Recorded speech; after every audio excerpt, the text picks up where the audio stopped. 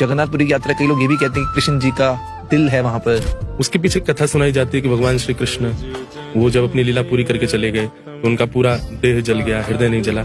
ये बात का भी मैं खंडन करता हूँ कि नहीं, भगवान श्री कृष्ण गीता में स्वयं कहते हैं कि मेरे को पंचभूत का शरीर मानने वाले और पंचभूत में विलीन हो जाता हूँ मैं, ऐसी जिनकी बुद्धि है वो अपवित्र है।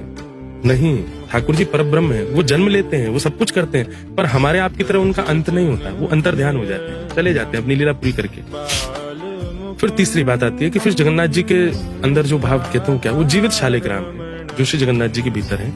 पहले नील माधव भगवान थे, वो नील माधव भगवान एक वैष्णव को दर्शन देते थे। नील माधव भगवान ने कहा था कि कभी, अब वो कथा लंबी होगी, मुझे नाम भी स्मृति में नहीं, इसलिए मैं सूक्ष्म में सुनाता हूँ। नील माधव भगवान ने कहा केवल तुम मेरी अर्चना करोगे और किसी को इस स्थान का पता भी ना चले। तो पर्वत के ऊपर गुफा में नील माधव भगवान दर्शन देते थे, एक अर्चक जाता था। तब एक इंद्रद्युम्न नाम के राजा थे, उनको थोड़ा सा पता चला कि शायद ये व्यक्ति जहाँ जाता वहाँ कुछ दैवी शक्ति है। उन्होंने एक अपने सेवक को भेजा कि जाओ, जाकर के देखो ये कहाँ जाते हैं। तो उस व्यक्ति ने उनसे मित्रता कर ली जो ठाकुर जी की सेवा करते थे। बोले मुझे भी ले चलो। बोले शर्त ये है, आंख पे पट्टी बांध के ले जाऊंगा, तुम मार्ग ना देख लो, नहीं तुम रोज पहुंच जाओगे। उस व्यक्ति ने चतुराई क्या की कि वो एक कुछ उसने बांध लिया, अनाज या कुछ गेहूं, वो एक तरफ से वो दाने गिरते जा रहे थे और वो जा रहा था रास्ते में, ताकि अंकुरित होके इनमें से पौधे निकल आएंगे तो मार्ग पता चल जाए। उसने जाके वहां दर्शन किए नील माधव भगवान के, फिर आंख पर पट्टी बांध के उसको वापस लिया। राजा को उसने जाके बता दिया, बोले कि मैंने ऐसे ऐसे ये दाने छोड़े, कुछ दिन में अंकित हो जाएंगे, उनके किनारे किनारे आप चले जाना। इंद्रद्युम्न राजा जो थे वो वहां पहुंच गए।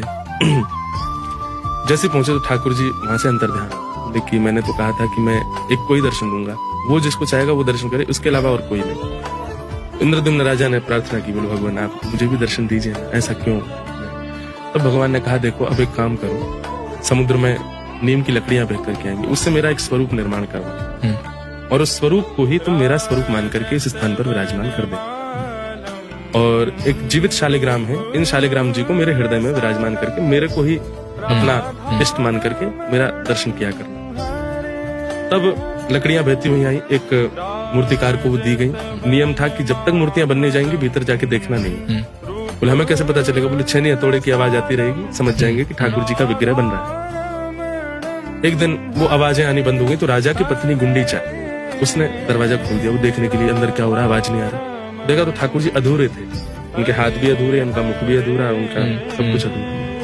वो तो रोने लगी, बोले कि वो ठाकुर जी अधूरे रह गए, मैंने गेट खोल दिया, आप क्या करें?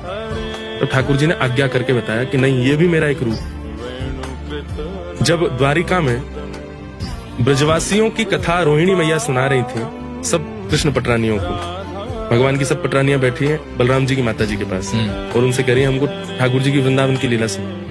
तो रोहिणी मैया कहती हैं कि सुनाऊंगी, पर ध्यान रहे कृष्ण बलराम आना जाए यहाँ, क्योंकि वो ब्रज की कथा सुनेंगे तो बहुत रोएंगे बेचारे। तो कहा क्या करें? बोले सुभद्रा जी को बैठा दो द्वार पर, भगवान की बहन, वो तुम नजर रखना कि कृष्ण बलराम आ रहे हो तो हमको इशारा कर देना, हम कथा रोक देंगे। कथा कहते कहते यहाँ तो सब पटरानियां भगवान के भाव में आ गई, सुभद्रा जी भाव में आ गई, इतने में ठाकुर जी और बलराम जी आ गए। उन्होंने कहा ये सब भाव में क्यों है? कान लगा करके सुना तो वृंदावन की लीला चल रही। तो ठाकुर जी और बलराम जी दोनों सुभद्रा के अगल बगल बैठ गए।